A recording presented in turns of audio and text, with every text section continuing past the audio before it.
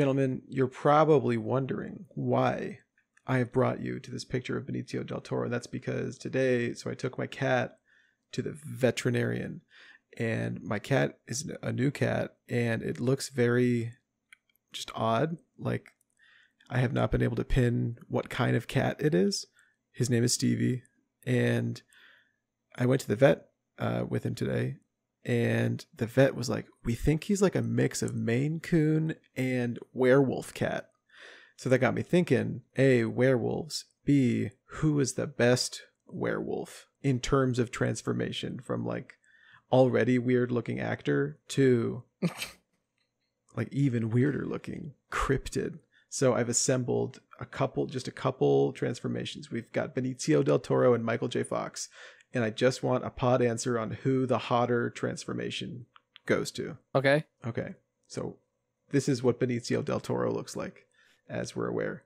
And this is the transformation. I think it's like, it's not great, I don't think. It looks a little like an oil painting. Like, it doesn't really look cool. What do y'all think? That doesn't even really look like Benicio del Toro anymore. So I just have to take some points away from that. I feel like if I'm judging based on transformation, I would want there to be some sort of semblance of the previous form, but doesn't even look anything like him. Could be anybody. It's a bad look, frankly. Well, it's just like whenever I'm getting mauled by it, a werewolf, I want to be like, oh my god, it's Benicio del Toro as a werewolf, instead of just, oh my god, some random werewolf. And then I would have never found out that it was a famous werewolf I was getting killed by. Yeah, there's no silver lining. There's no silver bullet lining. Yeah. Just kind of a standard werewolf experience. Yeah, this is you're right. It's not bad. But it is a very props standard to the makeup or whatever, but I don't know. It's too werewolf for me. Yeah, I stand similarly. Matthew? Yes. What thoughts? Yeah, it's a werewolf. He looks better as a werewolf, I guess. Yeah, I agree with that. His eyes are bigger. You picked a very unflattering picture of him as well, so. Okay, so why don't we move on? Sounds like, it's not a great sentiment from the crowd. So the next transformation. So we got Michael J. Fox, Marty McFly. All right, we know what he looks like. Yeah. And then we got Teen Wolf. Why why did you pick a old picture, or not an old picture, rather a more recent picture of Michael J. Fox? Of course he's going to look like better as a werewolf because he's just younger. I control the rules of the game, so that it's not really all right. There's a lot of bias involved. I mean, that's part of the game. I think it's a pretty cheesy looking werewolf, and to be honest, it doesn't even really look like a werewolf. It could be it could be a monkey. It could be it could be a Sasquatch. This could be like one of those warrior monk orangutans from Sekiro. Yeah, it looks like one of the guys on, I think the show is called Ace of Cakes. It was like one of those TLC shows back in the day. Yeah, yes, correct. There's one guy on there, I remember it. He was like, for some reason, was talking about his body hair one episode. He's like, yeah, I have to shave 3 times a day. 3 times a day, Jesus. Yeah, and like nobody believed him, so one episode he didn't, and he just had this like full beard by the end. I don't know if it was just like a bit or that guy is actually that hairy, but This is what I imagine he'd look like after 2 days. Sounds like a medical condition. That's interesting. Yeah, I mean, this is like the opposite end of the spectrum. You can still tell it's Michael J. Fox, but he also doesn't look like a werewolf at all. He just looks like a hairy man. So yeah, this guy, he could be like the Jack Lynx, an early prototype for the Jack Lynx or whatever beef jerky Sasquatch guy. Yeah, I agree. The pointed ears maybe give some, what's the term? Lichen? There's some lichen energy coming from those pointed ears, though. I think it sounds like the sentiment is largely positive towards the Teen Wolf transformation. So the Motion Pixels podcast, the official endorsement of werewolf transformations does go to Michael J. Fox in Teen Wolf. And with that, theme song.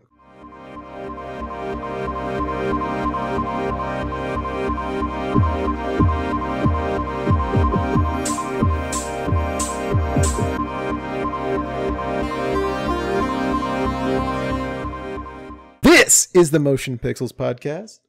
I'm your co-host, August Meyer. August, say hello. Hello. Joined by my lovely co-host, Matthew Rawlings. Matthew, say hello.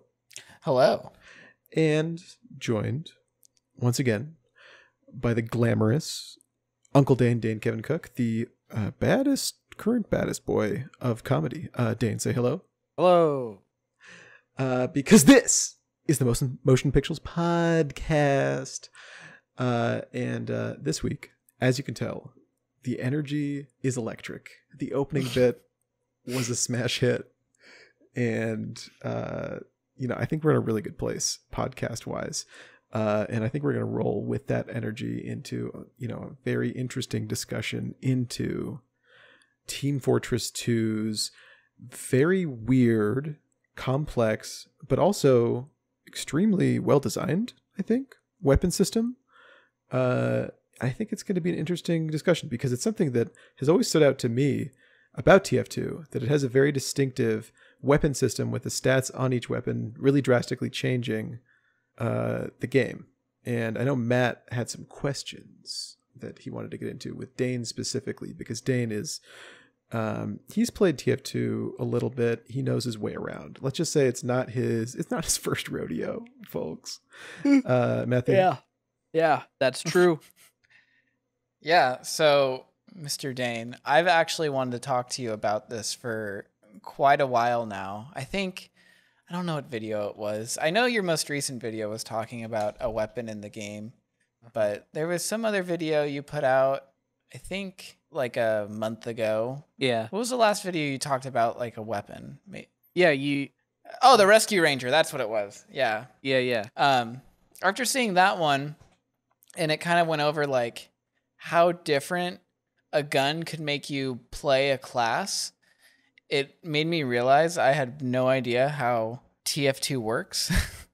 So I kind of wanted to pick your brain about how weapons in TF2 just change how you play a character. Because for the longest time, I thought it was just Demoman that had a weapon that could like change how you approach the game. And I don't think there's anything quite to the extent of Demoman in TF2, but after seeing your Rescue Ranger video, it made me think like, okay, so if this one gun can change how you play the general engineer game loop, there's probably something like that for like the heavy or like the medic or something like that. So yeah, I just wanted to talk some tea. Sure. And Matt, that actually sounds like a catchy segment title. Talkin' tea. Talkin' tea. Was that a soundbite? Talkin' tea. Yeah. I have a soundboard.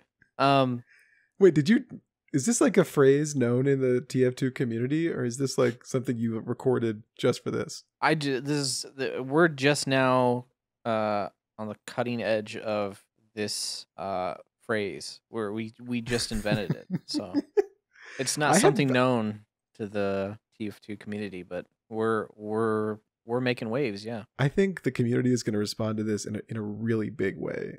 This feels like, okay, this is actually a good way to get people's interest in a discussion is with the shock value. And the shock value of that reminds me of WAP, which is a very popular nice transition right now. I'm not really trying to get into a discussion about it. I'm just saying like WAP, powerful, and okay, I think we're onto something similar. Sure. So Dane, back to talking tea. I wanted to know if you could just like point out, there's like so many weapons, but for the longest time, like I thought like the only class I really ever played was like heavy, right? So yeah. And I know that the heavy has like at least 2 other miniguns. I don't know if that's too little or, but there's like this big like bronze one that I think like spun up slower and made you move slower. Yeah. The brass beast. Yeah. And I think there's some other one that I thought was really garbage. I always thought weapons were like that. Like that's like kind of like a minor tweak in my eyes. Like And so most weapons are like that. Like, what's a weapon I obviously don't know of about like heavy to start that just changes how you play heavy? To be honest, heavy is not a very good example because I don't know if you've heard about the mythical heavy update. You know anything about that? Oh yeah, how it just never happened. Like the heavy's like the one class that hasn't been redone. Yeah, exactly. They had a in 2016, I think they had a competition.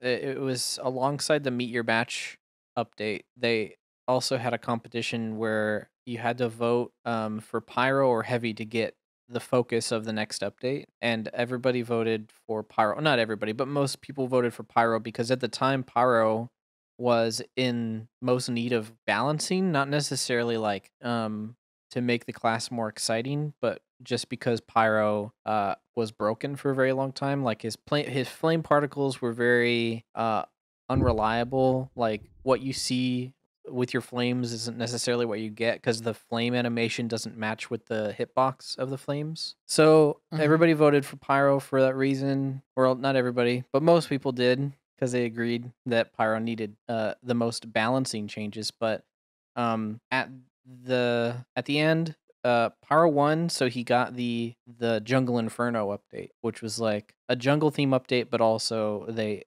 added a bunch of new pyro weapons and rebalanced him and stuff. Wait, this update was after the Pyrovision update? Yeah, Pyrovision update happened a long time ago. Oh, okay. I thought maybe that's when they reworked they did, it. So they did a little bit, but it wasn't like a rework as much as it was just adding new weapons and stuff. And I think it was mostly just to coincide with the Meet the Pyro video. Okay. But Jungle Inferno came out and they said, good news, like we're going to do the heavy update also. But that hasn't happened for 3 years. When was that? That was 2017 is when they said that. Oh boy. Yeah. So we're still waiting on a heavy update, and I think the consensus for heavy is people want more variations in ways that you can play heavy, because currently, compared to a bunch of other classes, there isn't a whole lot of variations of what to do as heavy. You basically just spin your gun up and put your crosshair on people and shoot them. So, yeah, he's not really a great example, but there is a melee heavy option. There's a weapon, or it's a food item rather, called the buffalo steak sandwich. It's just a just a steak, and you eat that, and it makes it so you can't take your minigun out for, I want to say, like 15 or 20 seconds, but your melee hits do mini crits, right? Whoa. And so I just run around and hit people with my frying pan. Yeah, or you could use the gloves. I think it's called the KGB, the killing gloves, the killing boxing gloves or something. Killing gloves of boxing. Yeah, the killing gloves of boxing. Those will give you guaranteed crits for I think like 5 or 8 seconds if you kill someone with them. So you can get the train going with the buffalo steak sandwich. You can give yourself mini crits so you can kill someone easier. And then after that, you'll get guaranteed crits as long as you go on like a killing spree. You can basically just crit a bunch of people. But I don't know. It's not very viable because it's quite easy to kill a heavy who's shooting at you. So you'd have to be taken off guard by a heavy like that. Like he'd basically have to be playing spy at that point. It's like a spy that can't go. So invisible. It's like a meme build. In a way. It's very much a meme, but it is an option. But there aren't very many viable ways to play heavy in a different way compared to other classes. But almost every class has a weapon loadout or even just a play style that might be like encouraged by these weapons that change the way that the class is played fundamentally. It's kind of cool. Are there diehard heavy players? That's another joke in the community, is that there's like 5 heavy mains. I love heavy. I do too. I think heavy's fun. I just don't think very many people consider it their main class because he's so one-dimensional. He's like the only... That's why he's comforting, you know? I shoot gun. I walk forward. Little German man keeps me alive. Eat a sandwich every now and then. I'd say that one of the strengths of Team Fortress 2 is that all of the weapons do burst damage, and it's very satisfying. And not only do they do burst damage, but they do a lot of damage for each individual shot, like shotguns, rocket launchers, grenade pipes, and stuff.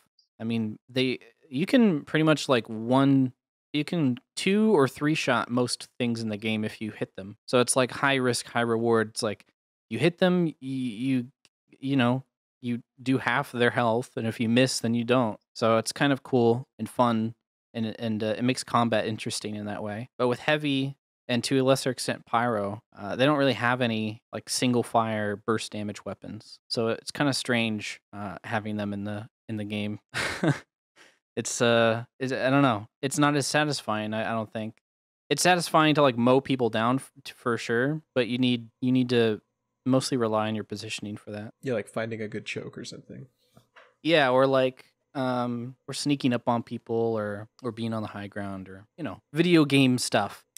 Okay, so it sounds like these alternate ways that you can play all these characters have come from that character specific update. Maybe. Right? There might be a few outliers, but most of the weapons that are added for specific characters came as the result of an update focused on those characters. But I mean, those kinds of updates haven't happened for a very long time, probably around a decade. I haven't really played TF2 since probably, like, I guess the most active I was when I played TF2 was like 2011, or like maybe even that's too soon. Like, I played a lot of TF2 when it was vanilla on my Xbox 360 as part of the orange box, which is why all the items are crazy to me, because I did play on PC, so I got to see a bit, and I think I played up to about the first Pyro update, that Pyrovision one. Yeah. That was cool. Yeah, but then after that, it's like I haven't really touched it since. That's so now there's all this stuff, and I don't really know what the new items do, because I think of the game as kind of, and then that's another thing I kind of wanted to bring it to, so I guess I should just bring it up now. It seems like the game now is just 100% different than when it launched. You know, like how you would play it vanilla, where everybody just had like the roles all did specific things. And it seemed like that was a thing they started to go more towards afterwards, where the items would tweak how you would want to play those roles. Yeah. Do you think that's kind of a good thing? Like, do you? Yeah, I love it. Like, I think it's given a lot of longevity to the game, personally. Because, I mean, if you master the way Vanilla Scout is with his scattergun and his pistol and his bat, like, it's kind of got a finite skill ceiling to it, I suppose.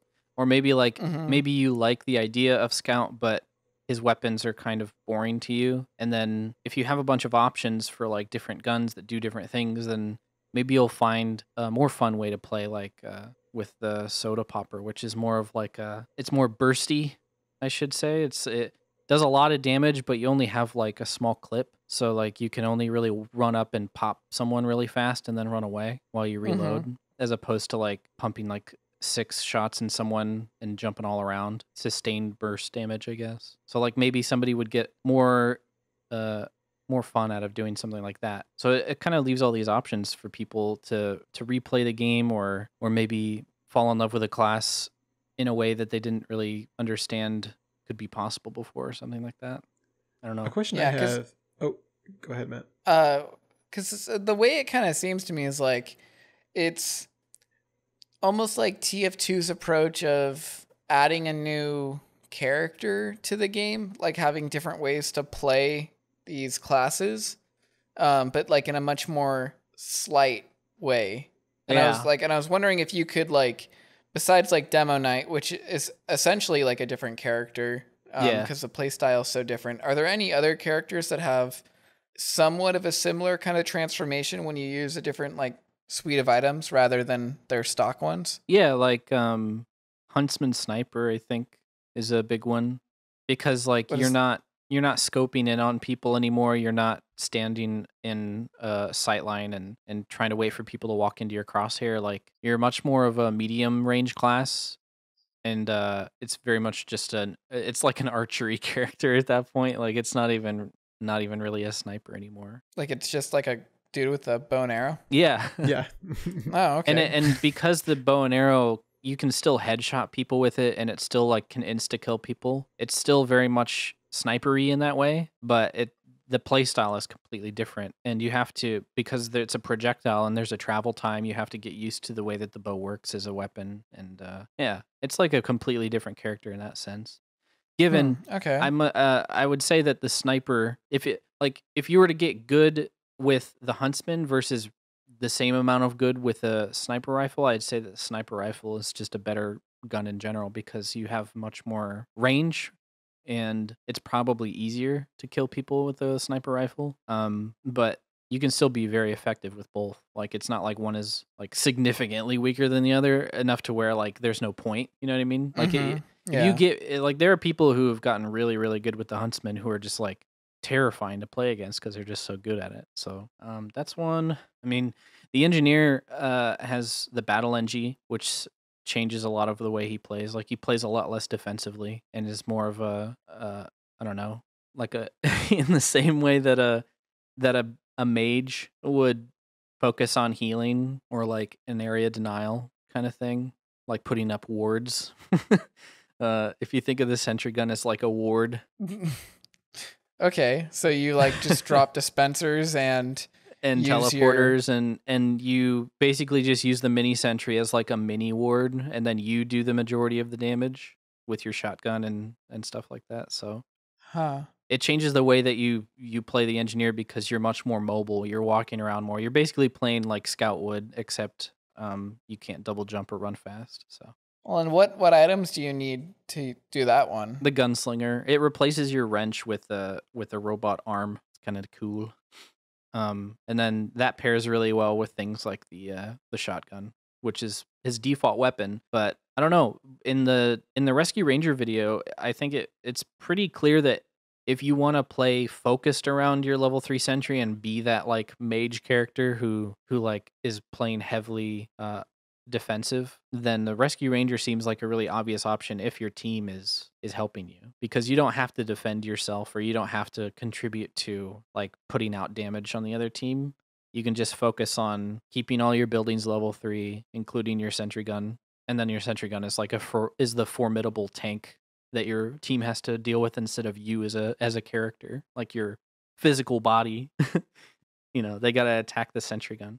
So okay. Yeah, it like I'm sure that before they added all of these weapons like the gunslinger and the Rescue Ranger, engineer was probably more in the middle, where it was like, yeah, he could play that mage character, but he could also run around and shoot people. But it was kind of like you couldn't focus on one or the other. It was like both at the same time, and it was just what his character was.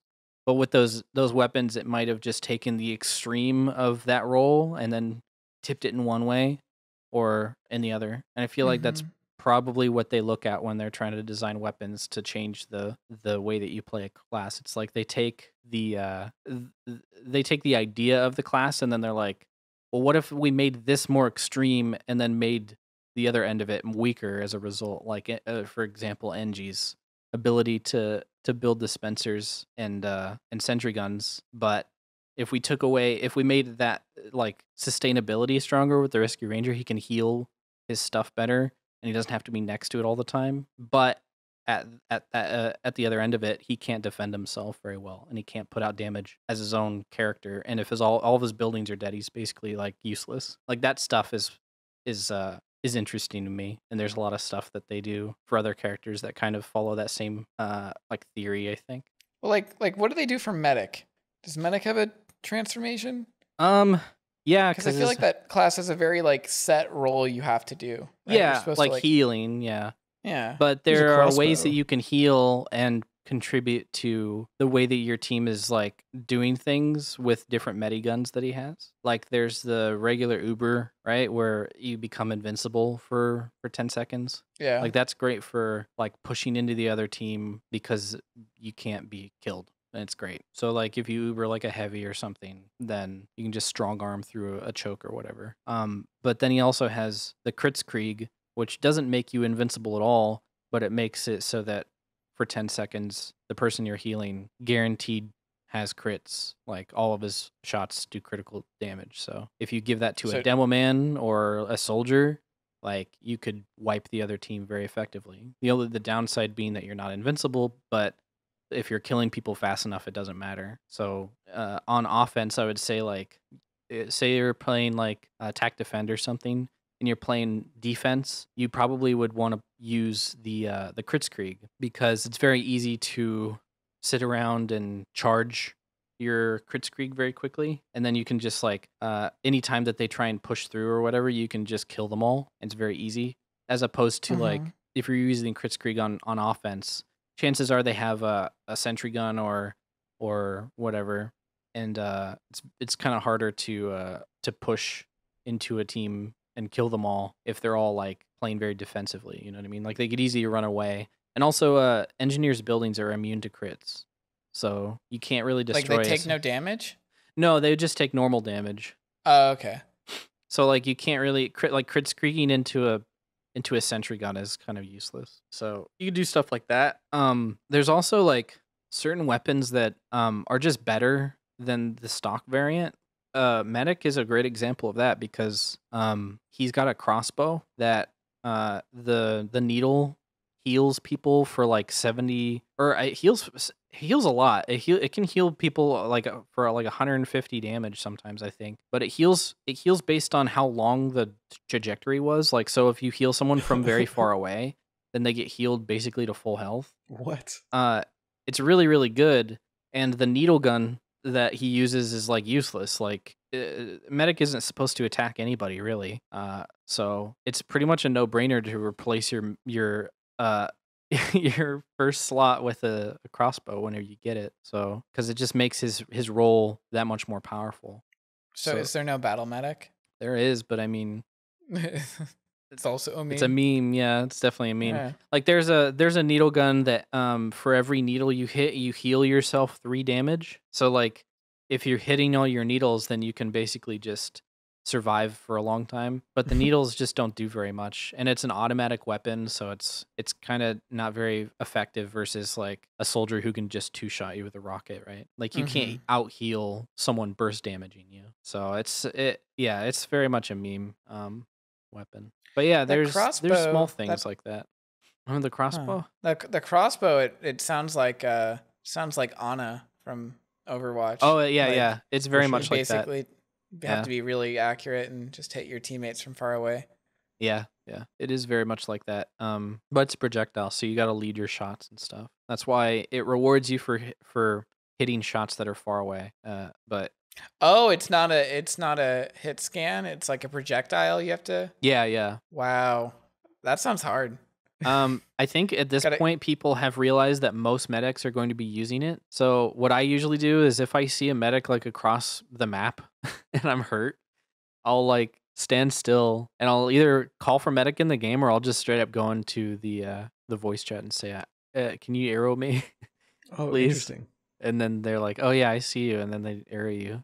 And as long as you're standing still, it makes it extremely easy to hit. So okay, so there's definitely like builds for these characters. Yeah. Like the medic, you're playing medic wrong if you don't have a crossbow. I'd say so, because it's gotten to the point where at this point I just expect every medic who isn't like completely new to the game to have one, to the point where if I'm hurt and there's like no one around, I'll just completely stand still, wait for the medic to hit me with an arrow. Because even at short range, it still heals you for a burst of like 80 damage. So it sometimes can just be more effective for healing someone quickly than just clicking on them with your medigun.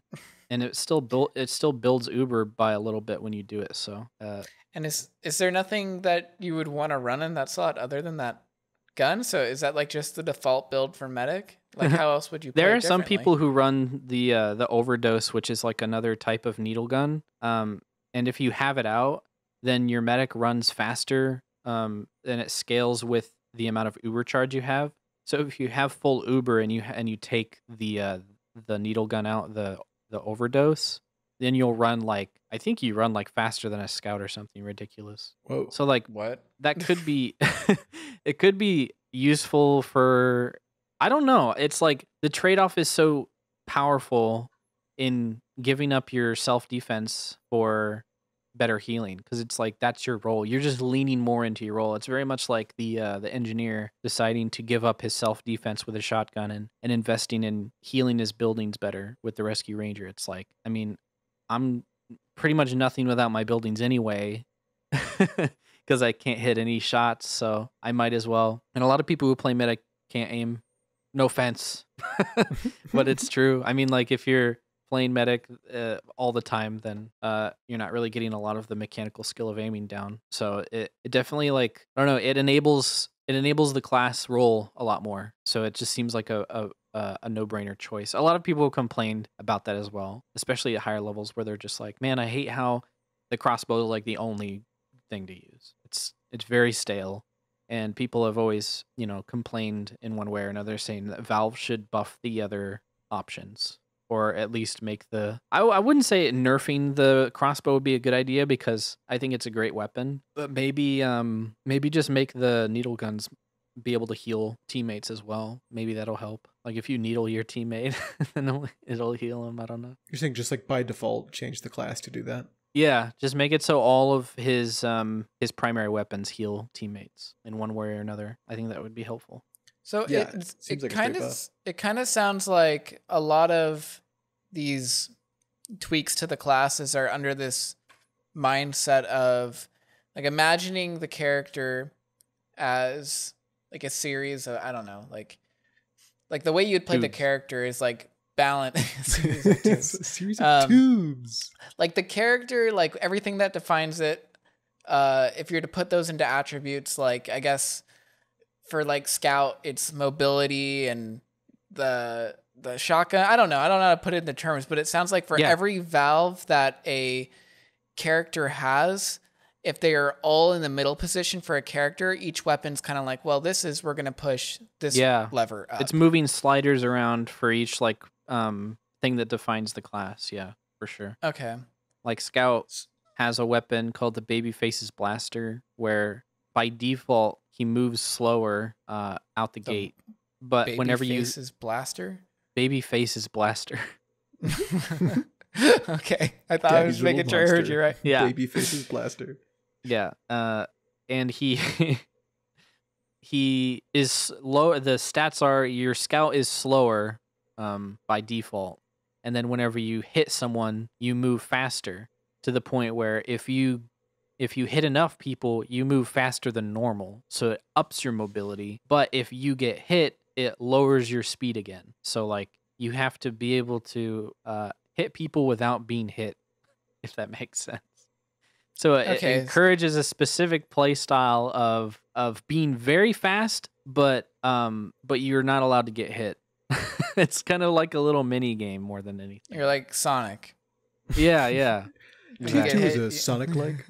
I don't know if Sonic, if he gets hit, then he loses all his momentum, but loses all his rings and his momentum. Yeah. He loses all about speed, violence, and momentum. Yeah. Speed, violence, and don't forget shotguns, dude. Well, then that's Shadow actually. Oh hell yeah, dude. But yeah, that's a great way of putting it. Look up Shadow the Hedgehog kill compilation on YouTube right now. So, definitely gonna do that, yeah. But it is a great idea, or a good way of putting it, where each character has like a set of sliders in each of the departments of what makes them good or whatever, and then each weapon or weapon combination moves those sliders around to favor specific attributes more or less. So that I think the ideal situation is, if you're using stock, then you are, for the most part, playing the game as the class itself is designed to be played. And then if you want to be strong in a very specific situation and weak in others, then you can equip certain weapons to help with that, right? Mm-hmm. Yeah, so it's like playing to your strengths. Exactly. Or the situation strengths, because if I was playing on defense and I was trying to like help my team in the best way possible with area denial and like keeping people off of the objective, then I would be I wouldn't be playing my role as effectively if I were to choose the gunslinger. on NG because I would have a sentry gun that wasn't very tanky, and I wouldn't be able to keep all of my buildings at level 3 very easily. Although there is something to be said about the gunslinger helping with that specifically, but that's something else. But what I'm trying to say is like if you're in a specific situation, then you can be smart and switch to a different weapon to help with that situation. Oh, and so you can change mid-round? Yeah. Oh, cool. You can change mid-life. You can go back to spawn as long as you can go into the spawn room and change your weapon and then walk back out without dying or anything like that. Okay. So that's cool. Yeah. It adds a lot of like it's like it benefits people for it benefits people who take the time to unlock these weapons or purchase them and then play around with them and understand how they work so that if they ever get into a situation where I'm like, this weapon would be good to use here, then they can equip it and they can use it to its full potential. So yeah. Makes sense? That's a lot of moving pieces. When you're thinking about like like the overall strategy for a round, that's a lot of moving pieces to think about to like make sure that you're keeping in mind, well, like this guy could go like this class change if we do that. That's a lot of permutations of that to think about. Yeah. Like you guys saw the most recent video that I made about the panic attack, right? Yeah, I was just going to I have a lot to say about that. Okay. Well, just to tie that into my point is the point of the video was to point out that if you're playing on casual servers where bullet spread is disabled or random bullet spread is enabled, then you get a benefit from the gun because of its fixed spread.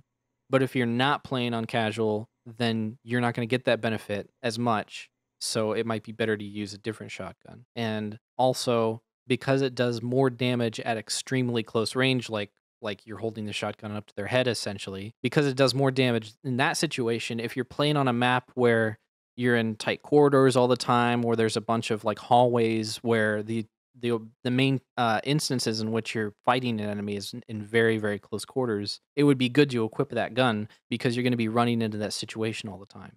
As opposed to a map that's like big open area and most of your fights are happening at medium range.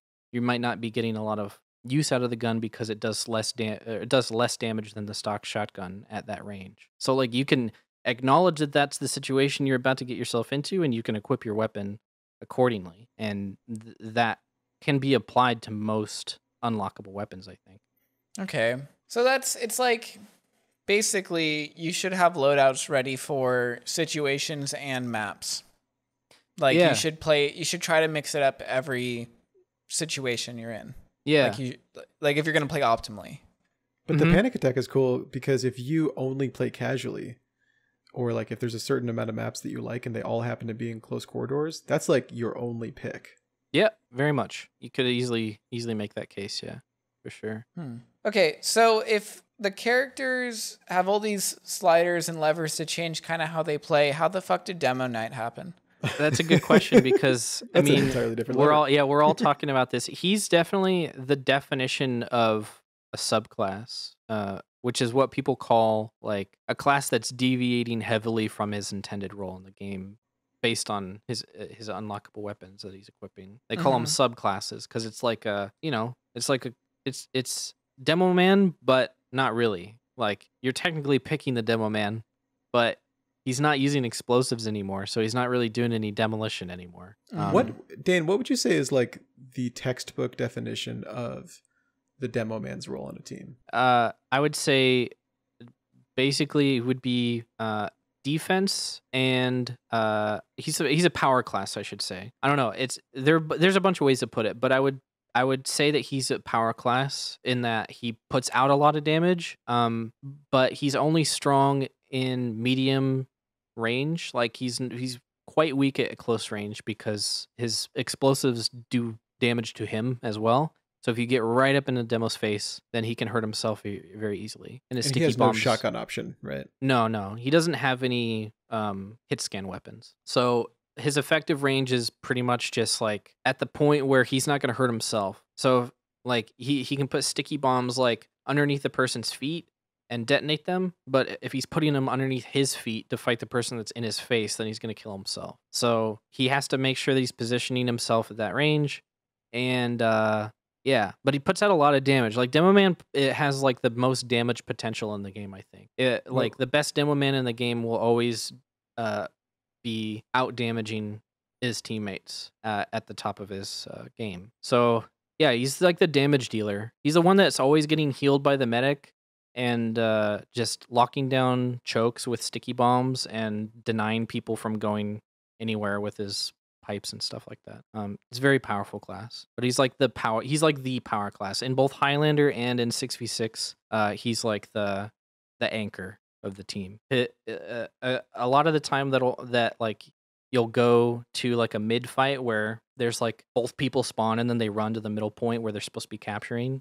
The Demoman's job is to just like tag people with sticky bombs and pipes and call out the damage so the scouts can run around and like finish people off. So he's like the instigator essentially. And then in defensive situations, he can like put his sticky trap on a choke so that people can't walk through it. Those are the two main things that he does, I think. Okay. So what does a Demoknight do? Demoknight, completely different, right? The Demoman runs around and hits people with his sword until they die. It's very much a scrappy class, but a lot of his weapons give him extra health, or they make it so that when he charges. So a big proponent of Demoknight is whenever you're using a shield, which replaces his sticky bomb launcher.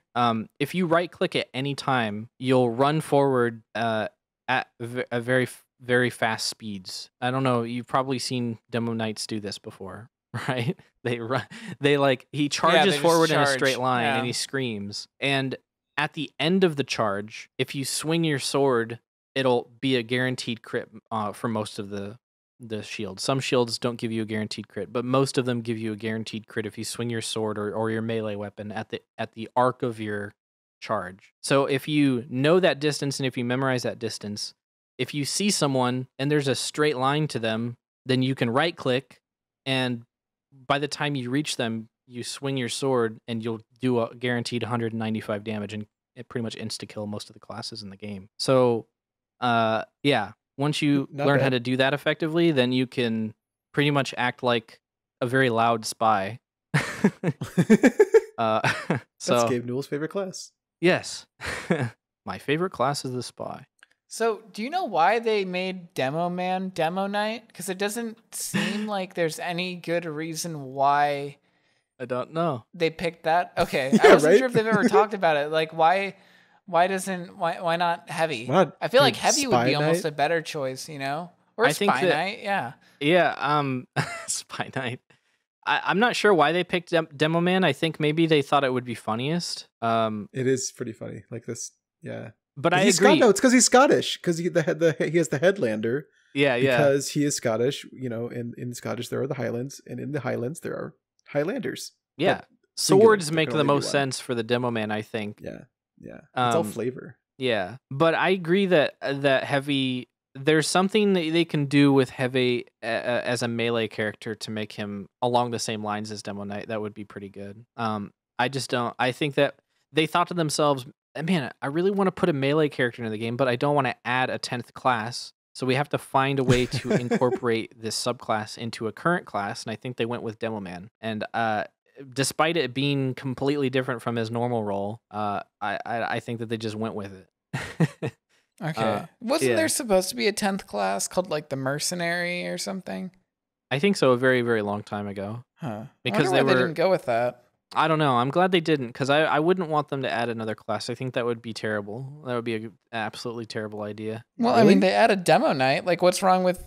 If they're going to change stuff like that, what's the difference if it's a subclass or just a totally new class? There'd be a huge backlog of items that they would have to give that. Yeah, because along with the class, you have to give them unlockable weapons and stuff. Like, if you add a class now, especially of all times, like, I don't know. I just don't think. I think that there's already enough classes. Like, and they already have this great system of making subclasses. And I don't see that there's any reason to add a 10th one. It just seems like it would be a gimmick. It wouldn't actually help the game. Well, if it was like a new interesting way to play the game, like Demoknight, you know, I guess. Like, why not make like if you were to make the base for a melee only character instead of having Demoknight, and the 10th class was like the brawler, and you could give a bunch of different melee weapons to him. Like, that would be a pretty huge undertaking, but I see what you're saying. But there's not really any point in doing that in Team Fortress 2 because of the way that the weapon system is set up. Like, they could just make the heavy the brawler class, you know? Yeah.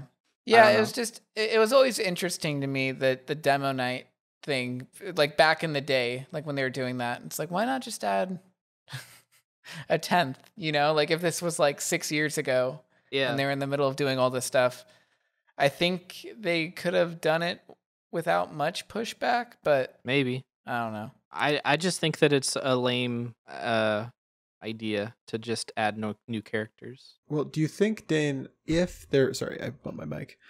Sorry, audio listeners. RAP your headphones. Oh my god. Why? Because logic. But, Dane, if there were to be a Team Fortress 3, we'd keep the same... Or the same classes would be kept, but, like... Would you want one new class, like a whole like 6 new classes or something like a huge amount of new classes in a new version of the game? Like, is that when you would see that as a like acceptable thing that the community would really support? I don't know. It depends on like what TF3 is like. Like, would they get rid of all of the weapons and start with new ones, or I don't know. Like. Depends on how much is left over from Team Fortress 2 in this new version. Because what if they did like an Overwatch 2 kind of model, but it's like the same game, but they up-res the textures, use a different engine or something, and then just transfer you over to using the shiny new version of like your same inventory? I guess that's a lot to ask, but wouldn't so is that a just sequel. be the Source 2 update? Yeah, exactly. If they but updated, with more characters, yeah, and if they everything, updated to Source 2, I don't think that's a good enough reason to add a 10th class. I think the 9 is the perfect amount of classes as far as like balance goes. Like, I don't know. I can't really imagine. I can't think of a good reason to add a 10th class. Like, what role needs to be filled in the game? Really? Like, I guess if they were able to pull it off, then great. But I don't think they'd be able to pull it off. Well, there's no character controlled remotely, like you have what's her name, Orisa in Overwatch. You've got the hamster ball guy. There's no hamster ball guy. There's no truly zany character in TF2. Maybe just for flavor purposes. Zany? There needs, yeah. That's the Pyro. I mean? Yeah, Pyro. Oh, I guess, yeah. The Pyro literally Pyro's has, the like, the chaos character. Yeah. Okay. He just gets in there to cause a problem. He doesn't kill anyone. He just makes life difficult. Yeah, sets or people Bread on fire. Soldier, you know? Yeah. I mean, the entire purpose of Pyro is to set as many people on fire as possible so that they all run around and say, I need a health pack. I need healing. Help, I'm on fire. Fuck. I can't believe that Pyro came in here and set us all on fire, didn't kill a single one of us, and died immediately. And here I am running around. So yeah, I mean, I don't know. I don't think TF2 even needs a zany character either because the game's already crazy. Like, yeah, that is pretty zany. There are major zany points there. Like, there's very little that you could tell me because I'm such a huge fan of the game. Like, as far as like ideas that would fundamentally change how TF2 is played, that I think would be a good thing, because I already think TF2 is like borderline a perfect game. The only thing that sucks about it is that it doesn't get any attention from its developers. Like, that's like the main downside, is that it doesn't get updates. But that's what that's the beauty of the sequel, is that sure. Like we were talking about this in a PPC pre-pod conversation. But people just like shiny new things. So if there was a new shiny new version of TF2, even if TF2, whatever you can call it Team Fortress Ultra. Even if Team Fortress Ultimate. If Team Fortress Ultimate just had, if it was like Smash Bros. Ultimate, where it's just a better looking, flame me in the comments because this is a way oversimplification, whatever, but it's like a much better looking version of Melee with some quality of life changes and modernizations. Okay, here's what I'm saying. I get what you're trying to say, and I think that would be positive, but if they were to also add a 10th class, or if they were to also, like, I don't know, make big changes to it that fundamentally changed how the game works, then I don't think that would be a positive change. Like, if they changed the way rocket jumping worked. Like, that's not a good idea. Like, if they just made the physics different for rocket jumping, like, people have spent thousands and thousands of hours on jump maps and practicing rocket jumping, like, they would have to relearn it. Like, that's not a positive change. But if you didn't change that and it was more just like a graphical upgrade. Yeah, I've always thought that would be great. Transferring TF2 to Source 2, there's no downside in that besides, I don't know, Valve would have to do some work. I think rocket jumping would be affected, though. No, it wouldn't. If they moved it to physics-based? No, because if they it's moved the it to Source... calculations, right? If they moved it to Source 2, I've been told like by a lot of people that the physics wouldn't be affected. See, because there's a debate on the Counter-Strike side if it would or not. Like, because there's kind of the same thing. Instead of like rocket jumping, there's like, grenade throws that like if you hit it at a certain spot, it's going to bounce and land somewhere. Mm-hmm. There's a big worry in competitive that if they did go to Source 2, the physics, even if it's just slightly different, is going to fuck everything up. And there's no, and what I've heard on that side is that they don't know if it would change and it would have to be the same. But since it's a new engine and it's a new way of doing the physics, it probably would. They would have to spend all this time reverse engineering the old Source way of doing it. So it sounds like it would be like a lot of work for, I don't know, not as much benefit. So I don't know if they're ever going to do it for like, I guess for like TF2 or CS, since there could be that worry that it could just like make everything feel just slightly off, Yeah. I mean, a long time ago, and by a long time ago, I mean like 5 or 6 years ago, I think, when Source 2 was being developed, the people who were developing it were saying, ideally, eventually, all of Valve's games would be ported to Source 2. That includes Team Fortress 2, that includes like Counter-Strike and stuff. Yeah, and then they moved 0 games. Like, it wasn't Artifact on Source 2? Artifact Artifact was built on Source 2, but I think the only game they've like successfully ported to Source 2 so far is Dota 2. Yeah. And I don't even know if is that fully on it? I think it's only partially. I'm not completely sure. But my point is that they said that they were going to do it, but they haven't. So, I mean, they might not do it. That's just I don't believe anything Valve says. But they were also going to make Half-Life Episode 3. Yeah, they kind of did. No, they made a whole just different game. They scrapped it, I was told by my friend who exclusively works in the Source engine, and he wants to get a job at Valve, and he has actually physically fixed TF2 bugs before and submitted them. He told me a while ago that it's a myth and an urban legend even that if they port any Source 1 games that it would affect the physics in a significant way. I mean, it could affect CSGO because it's a different game, but he told me that in TF2's case, it wouldn't change explosive jumping in the slightest. Okay, yeah, I guess keyword is significant. Like, I guess it wouldn't be that major of a change, whereas, like, if you're expecting the exact...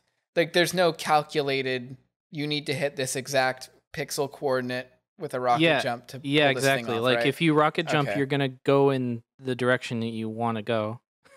But it may be as far as, like, if you want your character to land on the exact pixel every single time by doing the exact same rocket jump in Source 2 compared to Source 1, maybe it might be slightly off, but it's hard to say, I think. Okay, that makes more sense then. But in the case of like CS:GO grenades, I could see how that would be a bigger concern because I'm sure accuracy with grenades is very important. So like people get very good at throwing like flashes through specific like doorways and stuff. Yeah, and looking up some of them, dude, some of them are so to like do them fast. It's like lining up a specific pixel, and like you even have to do it at the right like momentum because that will affect it too. Yeah. So called threading the needle. Some of them are crazy. Yeah. Yeah. Exactly. It's literally threading a needle. Yeah. So. Well, not literally. I mean, they are going to add a thread and I guess if you're playing medic, then you can thread a needle. I guess. Is there thread? No, you can needle. I don't think you can do it literally in TF2. No. I'm talking about Counter-Strike, they were thinking about adding a thread and a needle either. What are they? Like literally, it's just a thread and needle? I don't know. Oh, this is a bit okay. I was being serious, and you're here dropping bits. That's okay. It's okay. I love bits. You're like a bit man. I know. It's confusing. Anyway, what were we talking about? Oh, yeah. Threading needles. I think they'll eventually make Team Fortress 3. I don't think it's going to be anytime soon, but I would be very surprised if Valve doesn't make Team Fortress 3 at some point. Yeah, their company would have to go bankrupt or something before that happens. Like for it just to never happen. Well, because I want to believe them, because after Half-Life Alyx came out, they were like, we're committing to making games. Like, we're gonna start making a lot of games. We finally figured out all these issues, and I want to believe it. You know, I really want to. Cried wolf at this point. Yeah, but have they been saying that the past couple years? I thought it was more like they just haven't said anything. No, it's not that they have said that they're going to make games and then gone back on it. It's that they say they're going to do something and then they go back on it. It just applies to everything they say. So them saying we're committed to making games now, I mean, that doesn't necessarily mean it's true. Like Valve doesn't work they don't work as a group. Like it's a bunch of individual people who are employed by Gabe Newell who work on whatever they want to work on. So whenever you hear someone say we're committed to making games, they could be talking about like 3 people. Like when they say we, who are they talking about? Like Valve organizes like a clique, like a bunch of little cliques. They don't think of themselves as a company, I don't think. It's a completely private company, right? Yeah. Just owned by whoever owns it. They have no shareholders to adhere to. They're very anti-consumer in that way, where they're just like, we're gonna fucking make whatever we want, and you guys are gonna play it or you're not gonna play it. It doesn't matter to us. We have money. We don't need your money. Valve is just the biggest passion project to have ever existed. Apparently, there was a point when they were extremely focused, and it could still be now, but they've just been focused on innovation rather than making their customer base happy. They're just trying to make like history, not games. You know. I guess that's the luxury you get. It's like the it's the billionaire move to go and make like a spacecraft company or something like that. It's just the video game equivalent of that. It does feel very much like the SpaceX of video games. But SpaceX actually delivers stuff, though. Well, the thing. So does Valve, dude. They do. Every now and then. No, not as frequent. Valve took essentially a 10-year break, and they're like, well, the Steam money is going to keep us going, so fuck it. Dude, when you're on top of the world, you're allowed to take a 10-year break. That's just like a thing you can Mike Tyson. My argument being you can Michael Jordan your way in and out of the league. I have a very strong love-hate relationship with Valve. On one hand, they made my favorite game. On the other hand, they fucking suck at being a company. On the other hand, they made my favorite game. Honestly, I think Valve should just sell all their IPs to other companies at this point. Like, whoa. Just give them to somebody who's going to actually like do something with it. Yeah, just the TF2 company. The TF2 company. That would be so cool. Like the Pokemon company.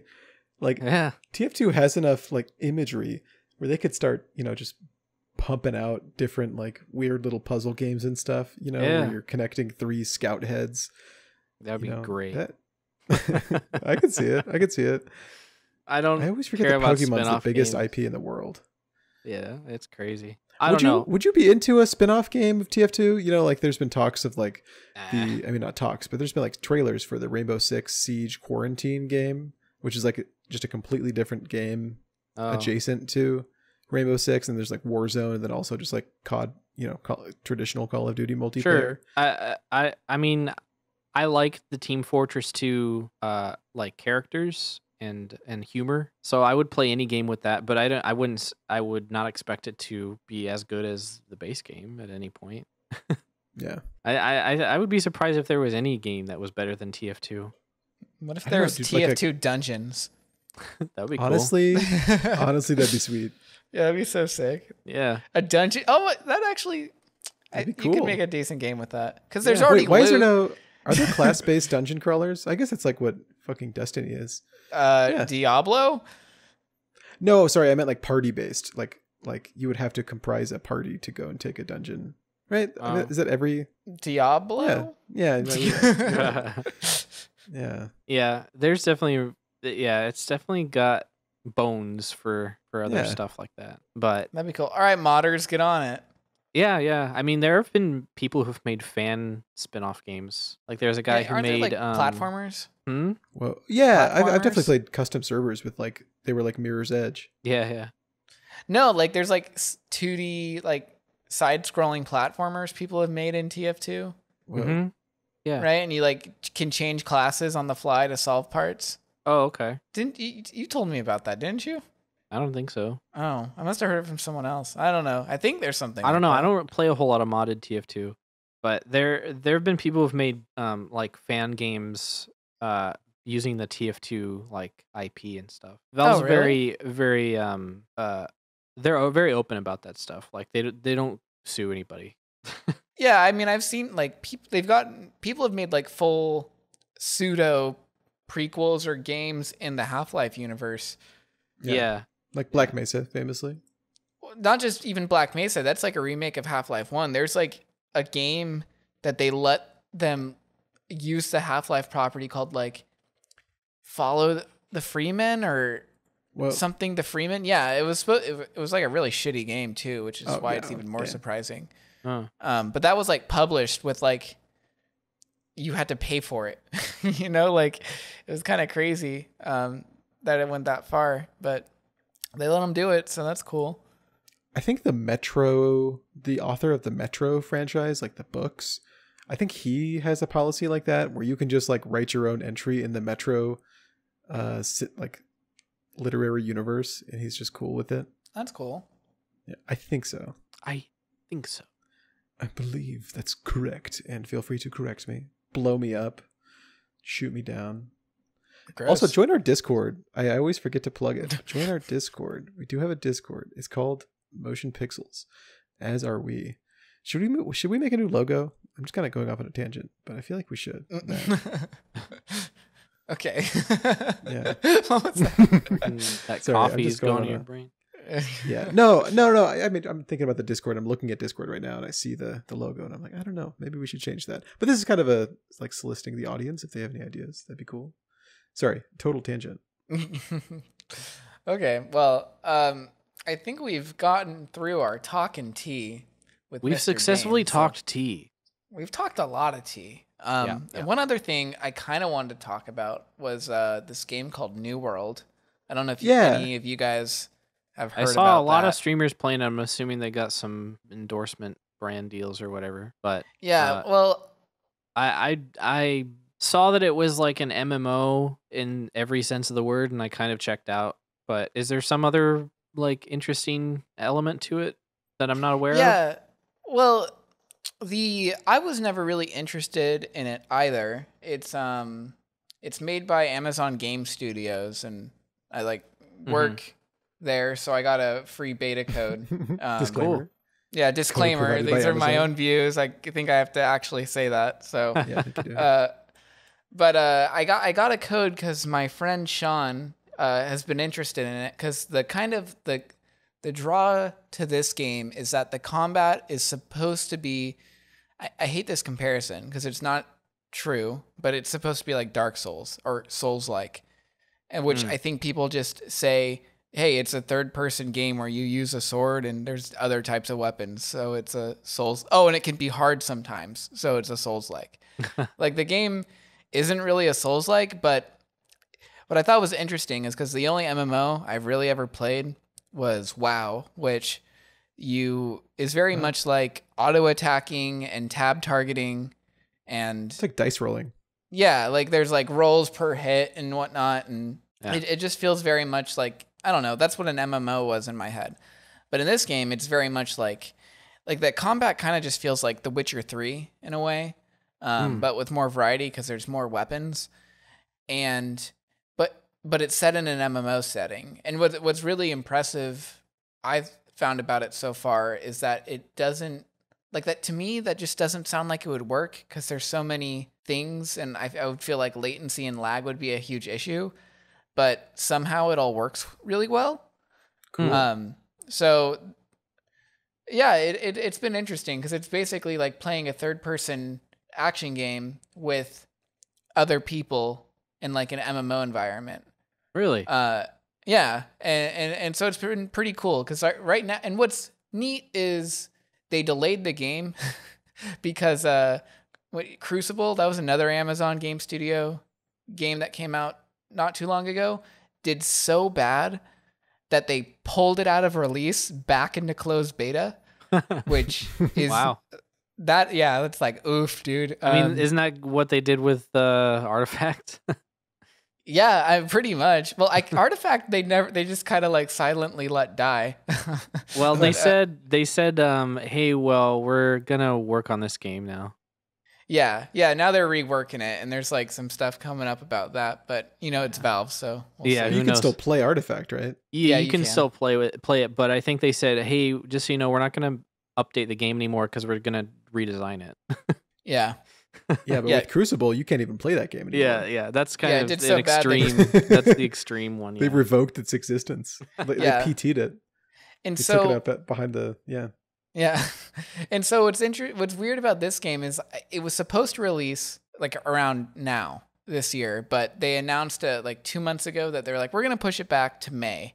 And if this is the build they had right now, this game wouldn't be like super great.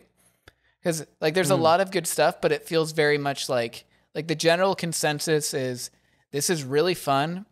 There's a lot of good stuff, but wow, you have some issues you got to fix with like certain aspects of the game. And it's like very true. Like I'm having a great time playing it this week. I've put a lot of hours in like 5 days. And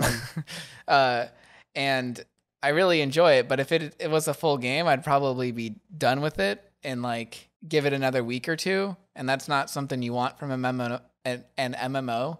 Yeah. But that's why it's cool. They did this like it's basically a week-long open beta in a way, or like I guess a closed beta. They call it the preview event, but yeah, it's been pretty neat. The highlight I've had so far in it is the PvP, which is kind of like the selling point of this game. There's a couple different ways they do it. There's like the traditional, like you're wandering around in the the overworld or whatever. And you can just, if you come across other players that are PvP, you can fight them. And not to toot my own horn, but Sean and I, we have like just an execution squad going. Yeah, dude, we just destroy people. It feels so good. Like, I don't know what it is. A lot of people just must be playing this like a normal, I don't know, coming from WoW or something, because they don't got the mechanical skills. I see. Yeah, and what's neat is that it's like when I played WoW, when we did PvP, if you see somebody like, I don't know, even like 4 levels over you, you're probably just gonna get fucked. Like they're just gonna destroy you without you. Like unless you like play really, really smart or like you get the drop on them, you're probably just gonna lose. In this game, if you're like within 30 levels of somebody, you're probably fine. Which is really neat. Yeah. So like Sean and I, we're like mid 30s right now, and we'll come across, people that are at level cap at like 60, and we'll just body them because the game puts a lot more. Are you like focus 2v1ing like, people or? No, it's like 2v4ing people. Oh wow. Yeah. So it's like, yeah, obviously, like when it's like a 2v1, yeah, we obviously destroy them. But there's a lot of situations where, because it's not just if you see somebody first, you're gonna win because you can see them from so far, and there's stealth mechanics in the game. So like when you see somebody, they're PvP because they have this little red dot over their head. And when you see that, they typically can see you. But if you go crouch or prone, depending on their distance from you, they won't see you anymore. So like when we're running to go do some objective in the world and we see a PvP, our first thing we do is crouch or like go prone and hide in a bush or something like that. And we'll kind of get in position for this, for the fight we're about to have. So like we'll typically use Sean as like the rabbit, we call him, because he'll run out and lure him. And what we typically do is have people run by us. And as they run by me, I pop out of the bush and I just start killing them from behind. Or we get in some sort of position where we can, catch them off guard, even though they think they kind of have the upper hand. Yeah. I don't know. It's just like thinking, it kind of feels like playing DayZ back in the day, where it's like this like overworld where there's just people running around, and it's a lot about catching people off guard that you have no business fighting to like kind of leverage yourself. And I haven't had that experience in an MMO before, so it's pretty cool. And it really gets your blood going. Yeah. And what's the major incentive besides the thrill of the kill? What's the major incentive for just killing people out in the wild? The thrill of the kill. Hell yeah. There's like really no other point. Yeah, it's like you get a little bit of gold, but you don't get XP. You don't get much else. There's this whole faction, and for the open world PvP, they probably should add more to incentive. Because it is kind of weird. Like, it's cool that it's just for fun, but also like games nowadays, you need a carrot always. But the other cool aspect of PvP in the game is there's this like faction system. And so the entire map is broken into these series of, I don't know if you like, they're like counties, I guess, if you want to think of it that way.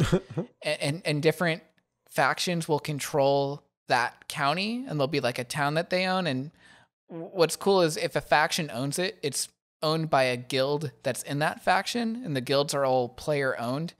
So like if we had a guild and we took over a town, we could set tax rates on everything. Whoa. And like so Fable. but like as players use that town, like, so if you take over a town that's high traffic and there's a lot of people doing trading or anything really in the town, you're going to get all that tax revenue, which goes to your guild treasury, which means you can buy and make better things for your guild. And if somebody wants to take that town from you, they can go to war with you, which is what you use this money for.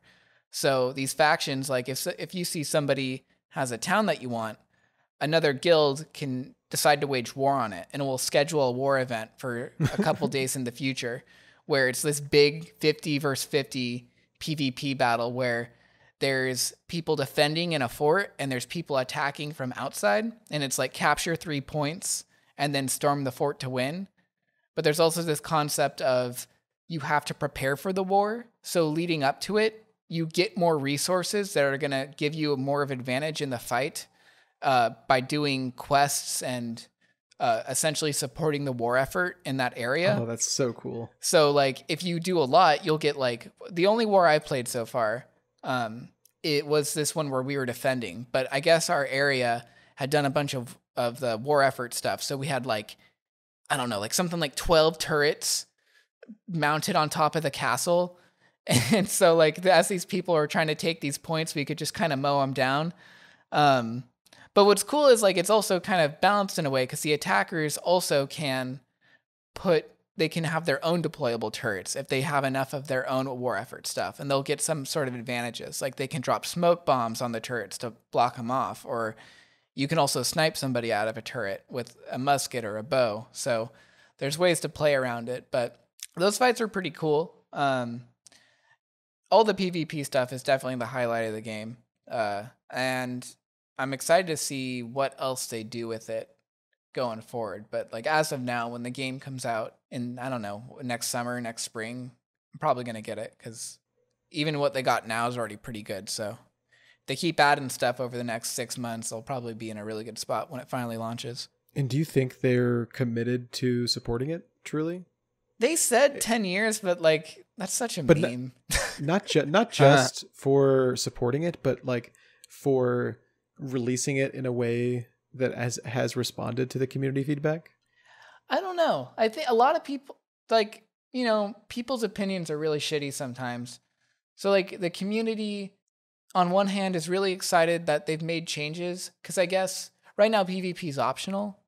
At some like smaller preview events, I guess it was always mandatory, which meant people would get camped and griefed all of the time, which I don't even know how you'd ever think that's a good idea, but they rolled that back, so they listened. But I've also read things where there's like a certain broken aspect about the game, or like right now there's not a whole lot of really good PvE content.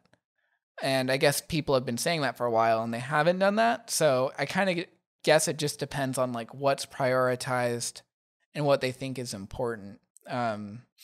So I don't know. I think they do need to figure out some sort of stick, because like another part I didn't really touch on was there's a whole crafting system in the game. Like the game very much feels like it was evolved out of something that wasn't an MMO initially. like it almost has a, I don't know. Did you guys ever play The Forest? Yeah. No. It has a resource gathering system that's like, I don't know. It's a bad comparison because it's not really like that, but it's kind of like that. I guess it's more like a more evolved version of WoW's. But there's like a lot of everything you want to do in that game, you have to make it. Or anything you want in that game, you have to make it. So if you want to make really good weapons or even tools to gather resources faster, you have to make those things. And you have to level up that skill by making a lot of things. And there's no NPC stores in the game. Like there's no guy you go to buy and sell stuff in towns. The only thing you can go to is the trading post that is literally just other items being sold by other players. So the game's entire economy kind of revolves around that, which it's hard to get a good feel for in a beta period because it's like super out of whack because there's no set prices for anything. Yeah. So like I like the day one, I went to go buy some iron because I wanted to I couldn't find iron. It was like really hard for me to find a good spot to mine it at. So I just bought it from the post and it was like really expensive. And I always thought iron was a good thing. But then I finally found a good spot. So I started mining it a lot and I went to go sell it and the price had just like completely tanked because I guess everybody else had too. Uh-huh. So yeah, it's pretty cool. It's going to be interesting to see how a market, like a stable price for something goes around because it's also like each market is dependent on the town. So every different town in the game will have different prices. And that's going to be different across every realm in the game. So there'll never be like, I don't think there will ever really be like a set price for things, which is kind of a, because it's all going to be like supply and demand on the server. Yeah. Which is kind of neat, but it's kind of all over the place right now. So it's hard to tell if it's like good or not. So you have access to it because you work there. And you said that you were playing with one other guy. How did he get in? Oh, so you could sign up for the preview event. I got a key in like a day just by giving them really? my email. Or whatever. Yeah. For some reason I thought it was like closed beta or something. Yeah, cause it's technically closed, but it's open sign up for anybody. So Isn't that an open beta? No, an open beta is when anybody can just download it and play. It's like a gated beta. Yeah. Okay. Yeah. So like I sign up for, we have like beta programs there, and I just sign up to be on the list for literally everything. That way, if anything cool ever happens, I can join it. And yeah, I've gotten a key. I literally just signed up just now. Yeah. Like it's like anybody can sign up, but I think they're actually done with it because the beta, the preview period ends in 2 days. So all right. Yeah. And then they're gonna take the game offline and work on it, or okay. Yeah, and then there's another. I think they're doing like a 2-week long open beta in April, and then I think after like a month after that the game comes out. Yeah, very far, right? Wow. Yeah, like they're taking an extra 8 months to make the game. Jeez. So yeah, it's probably to add all that PvE stuff that is kind of missing. That's interesting. That's a good sign to me. That tells me they're taking it really seriously. Yeah. Well, because like this is like one of their. I don't know how they're gonna fix Crucible. That game just seemed like it just had. There's literally nothing appealing about it to me. So I don't know how they fix that. But this game, I think, is their one game with the most promise. So if they gotta like make sure it stays in the oven a little longer to get it to actually play good and like have a good reception upon launching. Because like this would be their the studio's like first major release, right? That's really cool. So I think they're gonna try to do everything they can to make it hit well, but it's also an MMO, so I don't know. We'll see. I'm excited for it, but I don't know. I don't know. I don't know. I feel like there's a lot of. It's too early to even make a first impression on it, to be honest. If it's gonna be that long until the game's actually out. Yeah, because like I've played other games, like another game I played with Sean, and he has a lot stronger thoughts, so I'm just gonna kind of mimic what he's told me because I kind of agree with it from playing. He just has a much stronger opinion. Like there's this game that just came out called Spellbreak. I don't know if you guys have seen anything about it. No. It's made by these ex-Insomniac devs. The guys who made like Ratchet and Clank and whatnot. They made their own studio and they made this game called, and it's been in alpha and beta like play events for like a year and a half now. But it's this game called Spellbreak where it's a battle royale where you're a bunch of wizards and you have a bunch of different types of magic you can use. And when we were playing in like the early stages that we like somehow we got keys for it. I think we just signed up and we got lucky. But they had the initial game was like you had these gauntlets and you would choose two different distinct styles of magic and you would combine the two elements in two different play styles to make kind of like a class. And then you would also choose these runes that would change like how your abilities would play. And it was this really, like, it let you do a lot of, like, creativity and flexibility. And the magic system kind of worked like Breath of the Wild in a way, where you can combine effects to, like, there's an air one where you can make a tornado. But then you or your squad mate could chuck a poison bomb into it, and it would make a giant poison tornado. You know, like little things like that. That reminds me of Magicka a little bit. Yeah, I guess it was kind of like Magicka. And there was a lot of like flexibility and creativity in how you would approach building your character out in each game. And there was like a pretty high skill cap. Like some people were just absolutely insane. Like it was like actually watching like a graybeard wizard just going off. Hell yeah, dude. But then they dumbed it down like a whole bunch. You know, and the game just came out and like we all played, I don't know, like a solid like 60 hours of it in the alpha and we're just not excited for it, you know? And like, so right now, like New World's super cool, but if they like take the feedback in the wrong way, you know, like there's a weapon right now that's kind of strong. So a lot of people complain about PvP, but really what it is a lot of people just fucking suck, you know, like they're not thinking about how you need to engage in these encounters.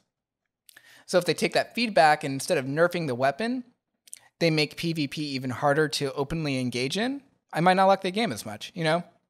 So, because it's like 8 months away. So we'll see. Yeah, they've got to adjust those sliders in just the right way. Yeah, it's not even... figure out what the sliders are. It's not even fucking worth thinking about the game if it's going to be that long until it's actually out. Like, yeah. Is it going to be free when it comes out? No, it's, instead of doing like a sub... They're doing it's a $40 purchase and then you just have it. It's like, you know, like Destiny or as Fallout. So expansions probably in the future. I think they're just going to do like microtransactions. I don't really know how they're going to do extra monetization because there's none of that in the preview event. I think the Destiny financial, I mean, I am definitely not a game economist, but as a player, I don't feel exploited by Destiny because like I don't really care about any of the microtransactions. So it's just like you buy the game, or I guess it's free to play now. I bought the game, and then there's the expansions, and that's it. Yeah, Destiny's one of the more expensive games that are like that. I don't know if like any other service game charges for an expansion each year on top of the cosmetic store, on top of the season passes. You know? Oh, there's the season pass too. Yeah, but I don't know. I really like Destiny. Like I think they make a lot of good content, so I'm fine with getting it each time, but it is pretty crazy how like it's weird how there's not like a set amount. It's kind of just like what a game can get away charging. You know? Yeah, for sure. It's really like what that game, it's like playing to the strengths of like what people like about the game. Like in Destiny, I don't know, maybe I'm wrong, but it doesn't seem like the paid cosmetics are like the thing people respond to. The thing people respond to is like the cool new raids and the new, I guess, weapon sets. And I don't know, just like the more fundamental changes that are brought with the expansions versus, you know, like cool hats, like in TF2, like the hat economy seems like it supports. I mean, honestly, it seems like keys and stuff to get cool hats supports the game enough that it's sustainable for the game. And for Destiny, I think the thing that makes it sustainable is more so the expansions and probably the season pass now too, or like the battle pass, whatever. Yeah. It's a weird way they got to go about all this stuff. So Dane, bringing it back to hats. Yeah, bring it back to hats. What's your favorite hat? That's a great question. My favorite hat in the TF2? Yeah. And then in real life. I in real life I just like the dad hat, you know, the baseball hat. I think it's but like which team? It's a classic. The dads. No, the Denver Dads. No logo, nothing on it. I just like a blank dad cap. You know, I like the look of it. It's a classic look. It is. In TF2, I like the Danger, which is it's heavily inspired from Breaking Bad. It's the pork pie hat that Walter White wears. So just the hat you wear. Yeah, I mean, I gotta wear my favorite hat. I wouldn't not, you know, pick my favorite hat to wear. I mean, if you woke up tomorrow and decided the Danger just wasn't you anymore, would I pick? Would you change? Like, I feel like it's just synonymous with Uncle Dane. Like, yeah. I can't imagine you changing the hat. Would you change it? If I did, it would be foolish because, like you said, it's synonymous with me at this point. I can't really. I don't know. There would be no point in doing that. It would just cause confusion. Yeah, I would have to. That's why I was asking. I wasn't sure if that was actually your favorite hat. Because it is. I like it a lot. Awesome. I think it's great. Breaking Bad is like my favorite TV show, and I think it's awesome that a reference to it is in my favorite game. I also just think that it looks cool, like because it's a combination of his pork pie hat and the sunglasses that he wears. And also you can't see it underneath the beard that I wear, but it also comes with a little red mustache. Oh, really? Yeah. Oh, that's cool. I had no idea. Yeah, I'm looking it up right now. I think it's a great hat. I'm friends with the person who made it on Steam. Really? Who designed it? The guy who designed it and submitted it to the community workshop, yeah. That's awesome. Yeah. I really like the Skyrim hat for the heavy. That's why I'm wearing it. Yeah, I like that one too. That's a very good one.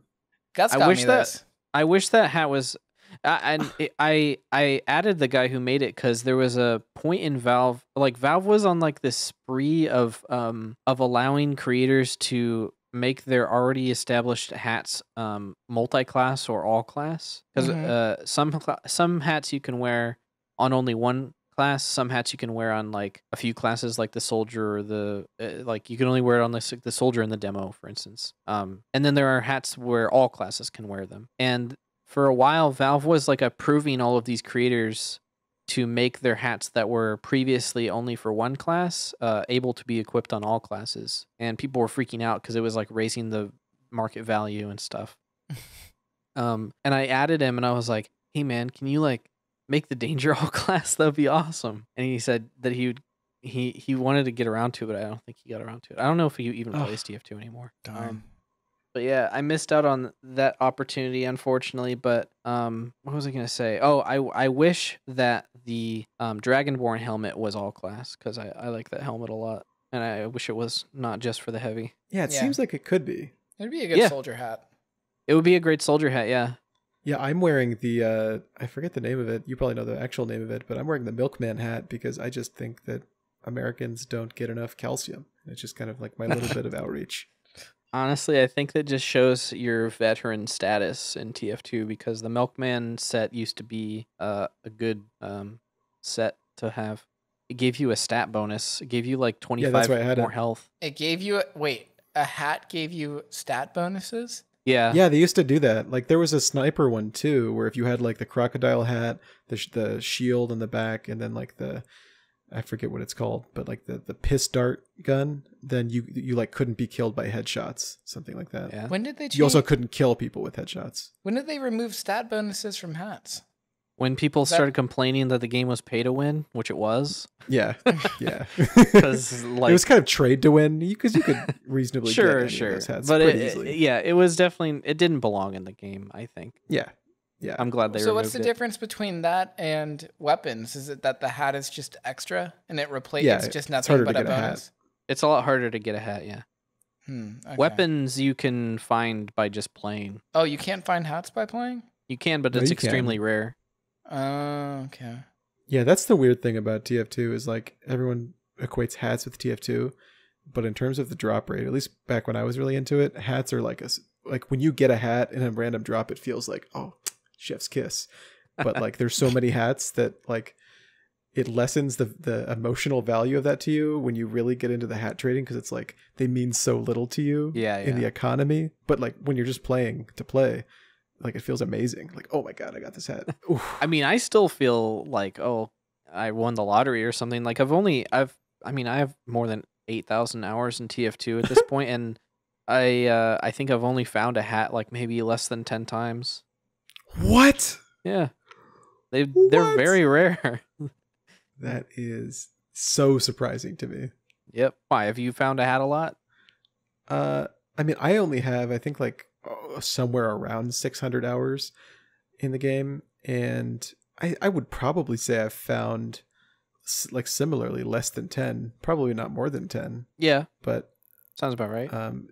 Yeah. I mean, they are really rare. I mean, I distinctly remember a handful of times of me getting a hat because it was so hype. Yeah. I got an unusual hat in a crate once. Nice. That was cool. I've only uncrated an unusual 3 times. Yeah. Yeah, they're very cool. Yeah, and the unusuals are another thing. But pod lore. I did create the TF2 Unusuals trading subreddit that is mostly abandoned, but has like every 6 months someone will like get confused and stumble in there and start, trying to trade unusuals. Yeah. So that's one legacy that I have. Very cool. Very cool. Yes. Thank you. I get that a lot actually when I talk about unusual hat trading.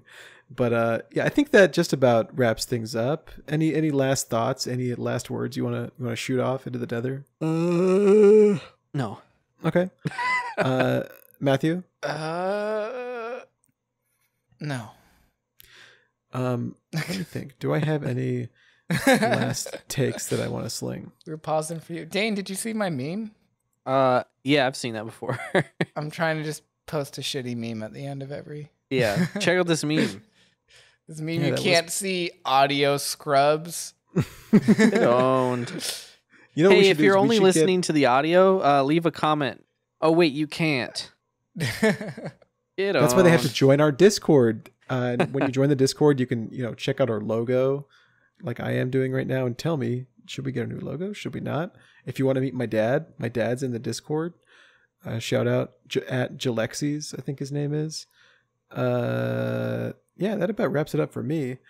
And of course, everybody, listeners, consumers of all sorts of this content, this has been the Motion Pixels Podcast. I have been and continue to be August Meyer. August, say goodbye. Goodbye. Matthew, my lovely co-host, say goodbye. Bye. And Dane, Kevin, Cook, say goodbye. Bye-bye. End theme song.